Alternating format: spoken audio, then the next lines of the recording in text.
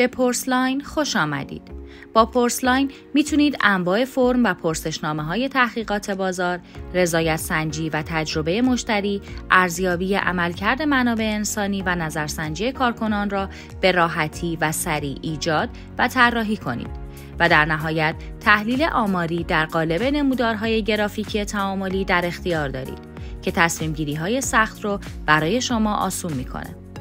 بعد از ورود به پنل کاربری 2 انتخاب دارید. میتونید از بین 10 نمونه پرسشنامه آماده پرسشنامه مد نظرتون رو پیدا کنید و ویرایش و سفارشی سازی کنید. در پرسلاین میتونید یک فرم، پرسشنامه یا نظرسنجی رو به شکلی که مایلید از صفر ایجاد کنید. روی دکمه ایجاد پرسشنامه جدید کلیک کنید. یک اسم برای پرسشنامه انتخاب کنید. حالا در فاز ایجاد پرسشنامه هستید. شما گام به گام این فازها رو طی می‌کنید. پرسشنامه رو ایجاد، طراحی و رنگبندی اون رو انتخاب و تنظیمات مختلفی رو از بخش تنظیمات اعمال می‌کنید. بعد از فعالسازی و به اشتراک گذاری لینک در بخش گزارش میتونید خروجی اکسل بگیرید و نمودارها رو بررسی و تحلیل کنید. در این بخش انواع مختلف سوالها رو میبینید. هر سوال رو با درگ و دراپ در جای مد نظرتون قرار بدید.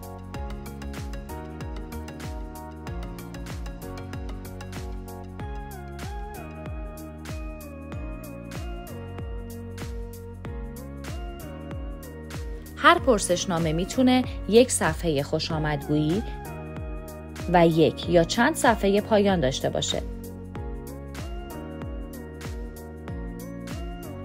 بعد از اینکه سوالات پرسشنامه را اضافه کردیم، به مرحله بعدی یعنی طراحی بریم. استفاده از رنگبندی مناسب و جذاب تا 40% نرخ پاسخدهی به پرسشنامه را افزایش میده. از بین رنگبندی‌های آماده یکی را انتخاب و یا عکسی را در پس زمینه پرسشنامه قرار بدید و فونت و اندازه آن را به دلخواه تغییر بدید.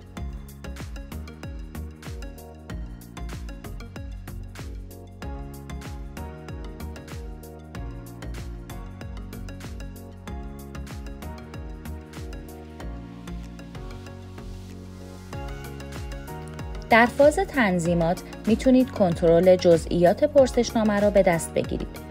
از امکان تغییر نام و زبان پرسشنامه و تنظیم مدت زمان پاسخدهی تا تعریف کلید آزمون و اطلاع رسانی ایمیلی و پیامکی رو به راحتی و با چند کلیک به فرم و پرسشنامه‌های خود اضافه کنید. شیوه‌های مختلفی برای ارسال لینک پرسشنامه در پرسلاین وجود داره. فراموش نکنید قبل از ارسال لینک پرسشنامه باید اون رو فعال کنید. لینک پرسشنامه رو میتونید در هر پیام رسان یا شبکه اجتماعی به اشتراک بگذارید.